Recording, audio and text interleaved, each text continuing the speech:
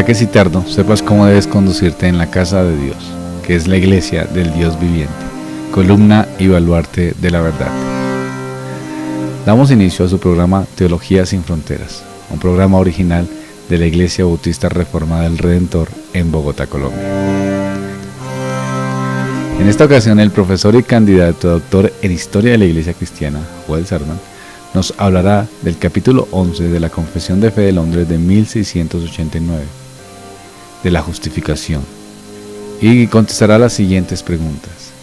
¿Quién entonces es el que obra? ¿Qué es la imputación? El pecador recibe, ¿pero qué recibe? ¿Quién aplica la obra? Estas y más preguntas se resolverán en Teología sin Fronteras. Bienvenidos.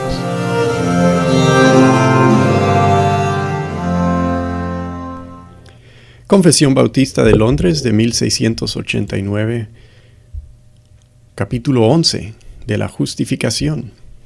El primer párrafo dice así: a quienes Dios llama eficazmente, también justifica gratuitamente, no infundiéndoles justicia y rectitud, sino perdonándoles sus pecados y considerando y aceptando sus personas como justas, no por nada que hay en ellos o hecho por ellos, sino solamente por causa de Cristo, no imputándoles la fe misma, ni la acción de creer, ni ninguna otra obediencia evangélica como justicia, sino imputándoles la obediencia activa de Cristo a toda la ley y su obediencia pasiva en su muerte, para la completa y única justicia de ellos por la fe, la cual tienen no de sí mismos, es don de Dios. Estamos viendo una larga sección tratando la doctrina de la salvación, o la soteriología. Abarca varios capítulos de la confesión. Un aspecto de la soteriología es la justificación. Enfatizo que es un aspecto porque no trata todos los aspectos de la salvación en la justificación. Cuando concebimos de la justificación no como un aspecto, pero como otra palabra para salvación, podemos caer en dos errores. Por un lado, nos deja de importar el comportamiento cristiano. No hablamos sobre la importancia de la transformación del ser humano, que es el aspecto de la santificación. Por otro lado, podemos confundir la santificación con la justificación. Si hablamos de la justificación como todo lo que es la salvación. Y lo que hacemos ahí es esperamos que el ser humano tiene que ganarse la salvación a base de su transformación. Que deje de pecar, que quiera lo debido, que se porte bien. Si la justificación es un aspecto, no vamos a decir que es todo, sino que decimos que sigue acompañada de los demás aspectos, como lo es la santificación.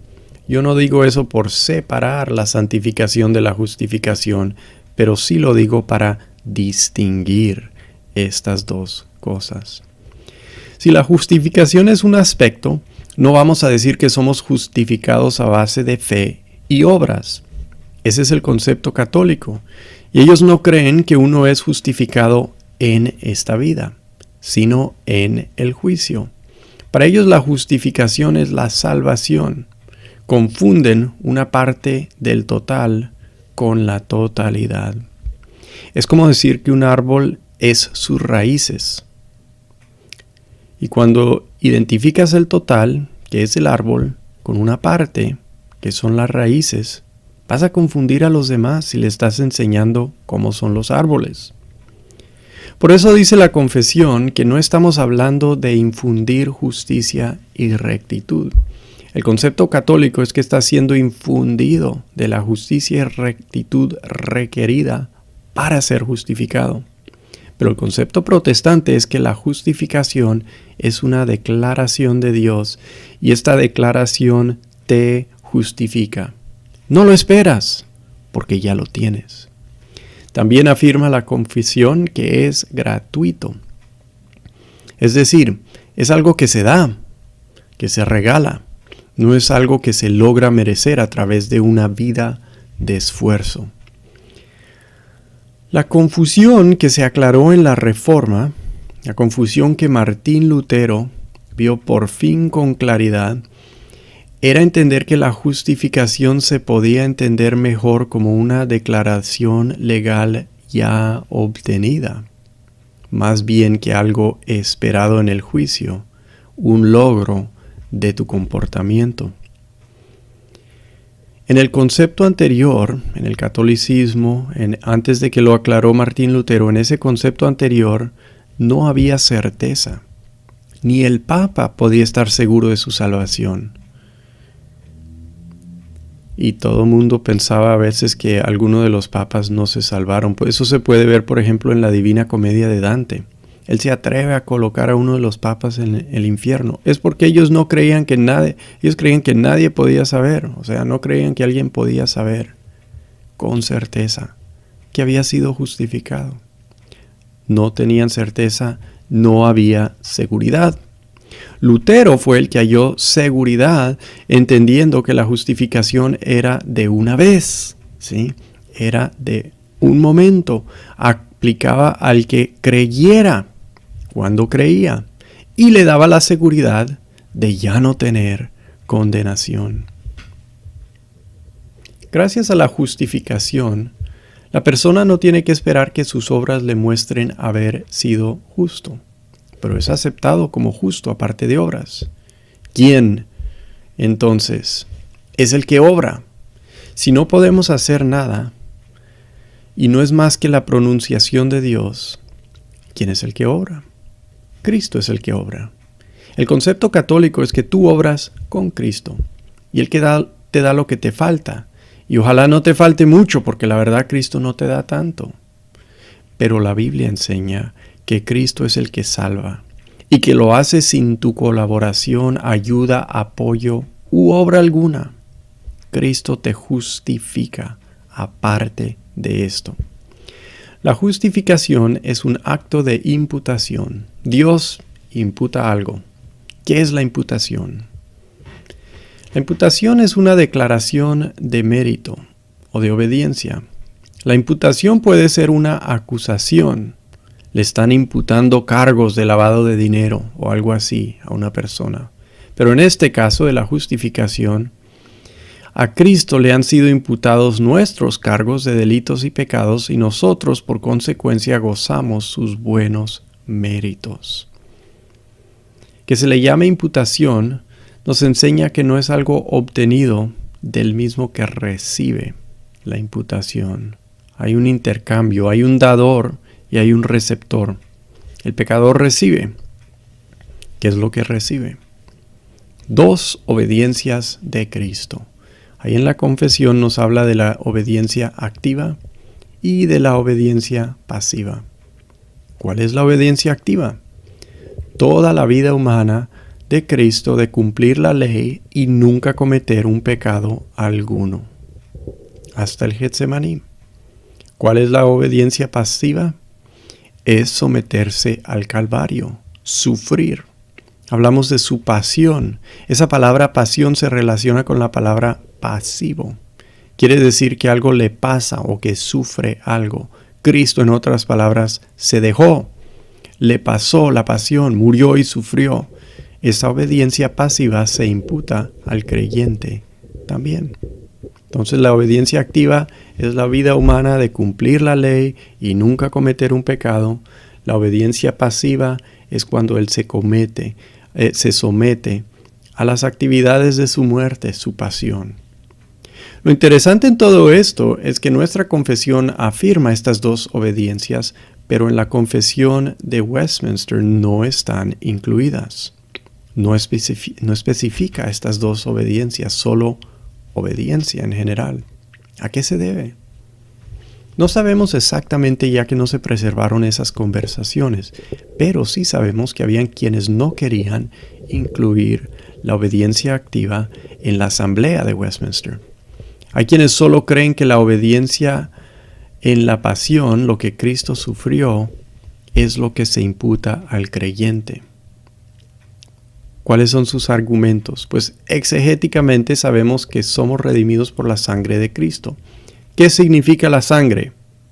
Los que dicen doble imputación, pasiva y activa, dicen pues significa su vida entera. Y los que solo quieren una imputación de su obediencia pasiva dicen, solo significa sus sufrimientos, ¿sí? Solo la cruz. Ahí yo diría que yo apoyo la doble imputación que dice la confesión, porque la sangre de Cristo, si solo representa sus sufrimientos, aún así tiene una cualidad muy especial que viene de su obediencia activa. ¿Y cuál es esa? ¿Que es sangre mágica porque es sangre de Dios? No, es sangre humana, no es sangre mágica, pero es sangre inocente. Y ahí vemos la obediencia activa. Cristo nunca cometió un pecado. Ese es uno de los argumentos exegéticos. Dicen, pues la sangre de Cristo solo aplica a su muerte. Otro de los argumentos que hacen para solo creer en una obediencia que se imputa, la obediencia pasiva, es que históricamente, en la historia de la teología, tenemos el argumento de Anselmo por la encarnación. Y él dice que Cristo se cualificó para morir en su vida. Su obediencia activa, todo lo de su vida, lo cualifica para cumplir lo de la obediencia pasiva. Y dicen, como la una es una cualificación, es la otra la que nos salva. Entonces ese era otro argumento que hacían. Un tercer argumento que hacían en ese tiempo en la asamblea de Westminster, y es que moralmente hay quienes temen que si se enseña que la obediencia activa de Cristo se imputa, pues no se van a portar bien ya los cristianos, porque tienen toda la obediencia de Cristo, no les falta nada. Ese fue un fuerte temor en ese tiempo, y es un poderoso argumento que suelen usar los arminianos. Suelen usar eso porque creen que uno puede perder su salvación, necesitan actividad moral en el creyente y no quieren la obediencia activa porque es como si da demasiado. Pero ¿por qué entonces afirma nuestra confesión la doble imputación? Pues porque la teología del pacto nos enseña que Cristo es el segundo Adán y activamente tiene que cumplir lo que Adán no pudo cumplir. Cristo tiene que hacer dos cosas. Él tiene que deshacer lo que Adán hizo. Tiene que deshacer su desobediencia con su obediencia. Y luego tiene que hacer lo que Adán no hizo. Adán no se sometió. Cristo se somete pasivamente. Y ahí vemos sus dos obediencias, deshaciendo las desobediencias de Adán. Necesitamos ser perdonados, pero necesitamos también obtener justicia, no quedar neutralmente perdonados, ni buenos ni malos ante Dios. Adán era bueno y justo y perdió esa bondad y justicia original.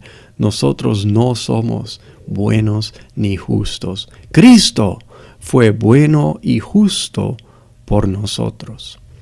La doble imputación afirma que siendo justificado no solo tienes pecados y quedas en una, no solo no tienes pecados y quedas en una posición neutral ante Dios, sino que también tienes justicia. Has cumplido la ley activamente. Es imputada la obediencia activa de Cristo. En todo has cumplido. Él lo ha cumplido por ti. La doble imputación niega que Cristo te quita lo malo y te deja libre para ganar algo por tus buenas obras. En la justificación, tanto lo que sufrió Cristo como lo que cumplió en su vida es imputada al favor del creyente. Así afirma la confesión, que si eres salvo no es por tu obediencia, es por la de Cristo.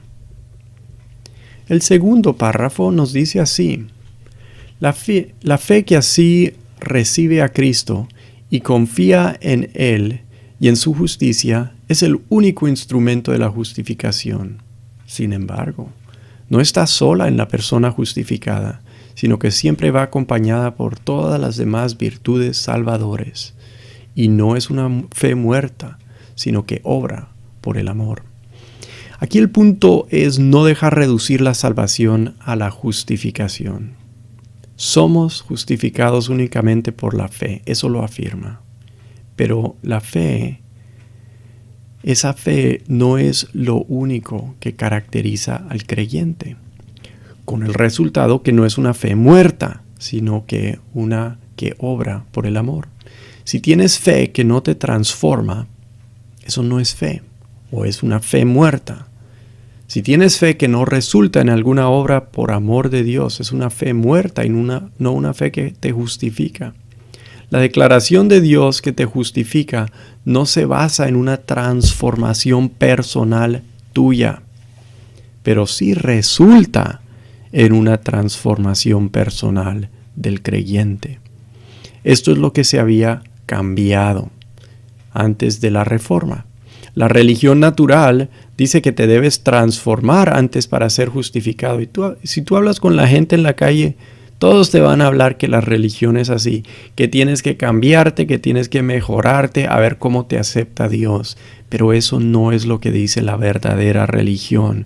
La Biblia enseña que hay que ser justificado primero para ser transformado como consecuencia de tu justificación.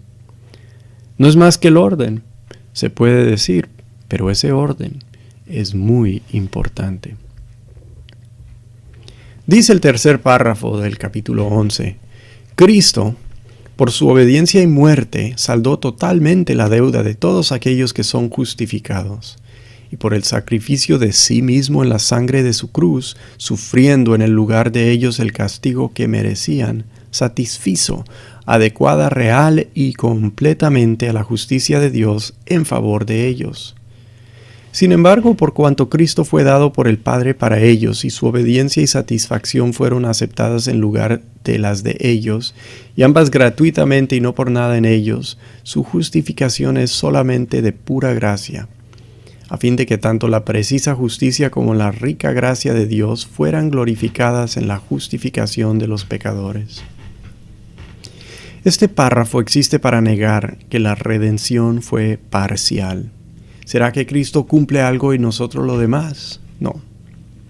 Si Cristo solo cumplió algo y no todo completo, es parcialmente nuestro Salvador y nada más. Hay quienes creen que Él es el ejemplo inspirador, pero no que Él logra toda la salvación. La confesión niega esto. Cristo saldó totalmente la deuda de nuestros pecados. No dejó ni uno sin pagar de todos los pecados de su pueblo. También cumplió a favor nuestro la justicia. No hay nada que no haya hecho, que le toca a un ser humano hacer. Cristo lo cumplió todo y nos lo imputa. Esto nos libra de tratar de ganarnos algo, nos libra para obedecer no como un mérito, pero porque así es bueno vivir. Estamos libres para no hacernos los daños del pecado. Estamos libres para acercarnos a Dios, libres para no seguirnos alejando de Dios por nuestros pecados, libres para agradecerle y obedecerle libremente. Este párrafo afirma la justicia que así se hace es aún de pura gracia.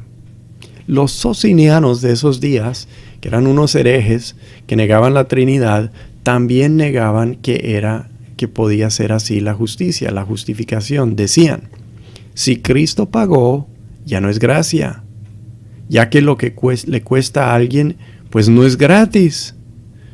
Si quedó pagado, entonces ya no es, ya Dios no lo debe, ya no es gracia. Eso es lo que decían. Pero es gracia, sí es gracia, porque Cristo fue dado antes para hacer eso. Cristo se ofreció y por eso es por gracia.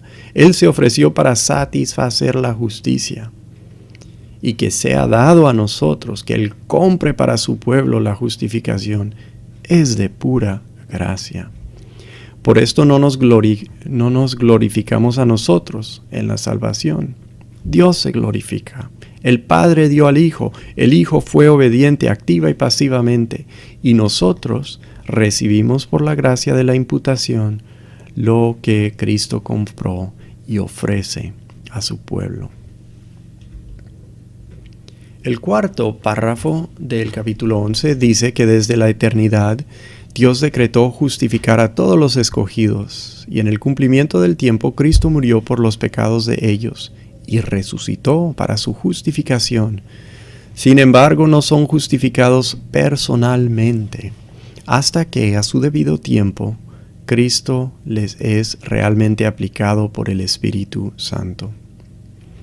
¿Cuál es la relación de la eternidad y el tiempo en la justificación? Pues la justificación es por decreto de Dios, pero es algo que se aplica en un momento. Es un decreto de Dios aparte del decreto eterno. Tienes que ser salvo. Tú tienes que creer. Hay un punto en el cual eras pecador muerto y ahora eres perdonado y vivo. Se tiene que aplicar la salvación. Claro que esto depende de la declaración eterna de Dios. Pero no queremos decir que no tiene su realidad en el tiempo. Necesitamos la parte eterna porque nuestra salvación es segura, solo porque Dios la determinó. Necesitamos la parte temporal porque tiene que tocar nuestra existencia. Así como el significado de la muerte de Cristo es importante. El significado de la muerte es importante. Todo lo que significa, aparte de lo que hizo, o por consecuencia de lo que hizo, el puro significado. Igual es importante el hecho, los datos, lo que sucedió, que realmente sí sucedió. No podemos decir yo creo en todos los beneficios de la salvación, pero yo no sé si Cristo vivió o murió en realidad. No podemos decir eso. ¿Sí? Las dos partes son importantes. Es lo que estamos diciendo de la justificación también. Se aplica como una realidad histórica. En un momento dado es aplicada la obra de Cristo a tu vida. ¿Quién aplica la obra? El Espíritu Santo, que lo hace llegar a tu ser. Te une a Cristo por fe para que a través de esa unión fluyan a ti todos los beneficios de la redención. Continúa el capítulo 11 en el párrafo 5.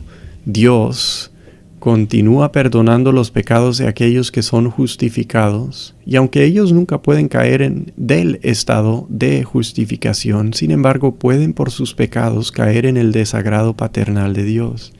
Y en esa condición no suelen recibir la restauración de la luz de su rostro hasta que se humillen, confiesen sus pecados, pidan perdón y renueven su fe y arrepentimiento. Si la justificación te imputa la obediencia de Cristo y te quita tu culpa, ¿qué decimos entonces de los pecados cometidos durante la vida cristiana? O sea, después de la justificación. ¿Será que no importan? La confesión quiere afirmar que sí importan, que no pierdes la justificación por ellos, pero hay algo que puedes perder y no debes seguir en pecado.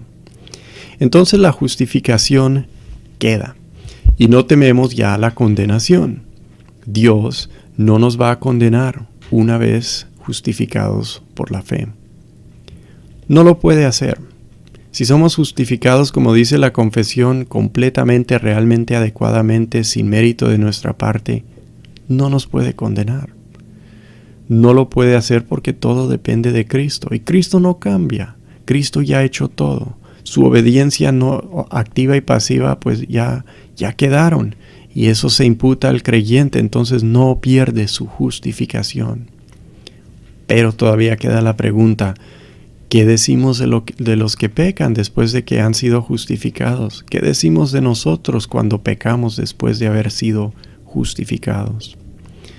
Podemos pecar y debemos confesarlo y arrepentirnos. Pero podemos pecar y permanecer en pecado de tal forma que caemos, como dice la confesión, en el desagrado paternal. Creo que están usando el término desagrado paternal para distinguir del desagrado judicial. Es decir, estamos hablando de la relación con Dios bajo otro aspecto, el aspecto más de familia que el aspecto de juez. Tú nunca dejas de ser el hijo de tus padres por algo que hagas. Ese hecho queda. Pero puede que hagas algo que los lleve a ellos a corregirte en forma severa. por haberles ofendido o maltratado, o cometer algo muy grave como un crimen. No dejas de ser hijo de ellos, pero entras en una mala relación por tu conducta. Es como si antes te recibieran con alegría y amor normal, ahora te reciben sin alegría, quizás con tristeza, o no te pueden recibir si no vienes a pedir disculpas. Siendo justificados, estamos en una nueva relación, una relación íntima con Dios. Como cualquier relación, la debemos guardar, y como es una relación verdadera, pues se puede dañar. No para perder la salvación, tampoco guardamos la relación para ganar la salvación, para ser justificados, sino para gozar el favor de la luz del rostro de nuestro Padre. La justificación no nos lleva a pecar sin preocupaciones. Nos complica el pecar, porque nos cuesta ahora el mal que hacemos a la relación con uno en el que estamos en relación, uno que ya no es nuestro enemigo, pero es nuestro Padre y nos ama. Me llama la atención que hable la confesión de renovar la fe y el arrepentimiento. Debemos vivir vidas de arrepentimiento continuo y debemos vivir dependiendo de Dios. Cuando no nos interesa nuestra relación con Él, pues no la perdemos, pero no la estamos aprovechando. Y debemos buscar siempre su favor, no su desagrado, hasta cuando nos cuesta confesar lo que hemos hecho. Debemos regresar a Él. Es decir, no perdemos la justificación, pero sí tiene consecuencias que pequemos y sigamos en pecado siendo justificados. La última parte de este capítulo es el párrafo 6 que dice la justificación de los creyentes bajo el Antiguo Testamento fue en todos estos sentidos una y la misma que la justificación de los creyentes bajo el Nuevo Testamento. Lo último que queda es afirmar que nunca se ha justificado a un creyente por otro modo que la fe. Esto se debe a que la caída es lo que ha requerido la justificación del ser humano. Y nada ha cambiado en cuanto al ser humano desde la caída, ¿sí? Somos justificados porque hemos caído. Todos desde la caída han necesitado la justificación. Todos son justificados igual. Todos nacimos con una grave necesidad de la justificación. Los creyentes del Antiguo Testamento fueron justificados por la imputación de la obediencia activa y pasiva de Cristo, esperándola. Dios pudo justificarlos aunque no se habían llevado a cabo los hechos, ya que en el decreto la justificación por fe de todos los que creen, pues quedó declarada. Ellos creyeron, en ese momento fue aplicada. Igual el Espíritu de Dios aplicó este hecho venidero, en su caso, uniéndolos al mediador para que gozaran de los beneficios de la justificación. No podemos tener una teología en la que en varias épocas sean salvas la gente de formas distintas. Eso sería mala teología. Si fuese verdad, daría a entender al mundo que la justificación no tiene que ser por fe en Cristo, que quizás a veces es por fe en otras cosas o por obras o lo que sea. No, Dios no nos salva por sus caprichos, porque hoy dice, bueno, ahora se van a salvar de este modo y mañana se van a salvar de otro modo. No. Dios ha dado a su Hijo, no porque es una buena idea, pero porque es la única forma que Él ha dado para la salvación del mundo. Y nadie se justifica aparte de Cristo. La Biblia no nos da permiso de decir algo así. Terminamos Teología Sin Fronteras, un programa original de la Iglesia Bautista Reformada del Redentor en Bogotá, Colombia.